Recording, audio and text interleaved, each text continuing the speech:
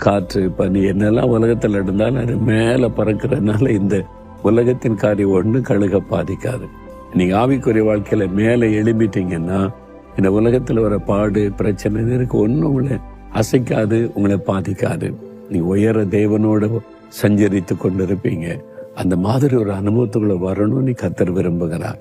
என் மகனே, என் மகளே, நீ இப்படி இருக்கக்கூடாது. கழுகளை போல ஷெட்டுகள் அடித்து நீ எழும்பணும், புது பலனை பெற்றுக்கொள்ளணும். நான் உனக்கு கொடுக்க ஆயத்தமா இருக்கிறேன். நீ உன்னை தனிமைப்படுத்திய சமூகத்துல காத்திரு அப்படின்னு ஆண்டவர் சொல்றார். ஆண்டவரே, உம்முடைய பாதபடியில காத்திருப்பது இனிமையான அனுபவம்.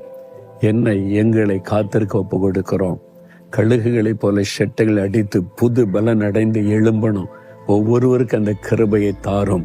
பழையவைகள் எல்லாம் ஒளிந்து போகட்டும். சோர்வுகள், பலவீனங்கள், பாவங்கள், பலவீனத்தின் கட்டுகள் எல்லாம் ஒளிந்து போய் புது பலன் அடைந்து எழும்பும்படி செய்யும்.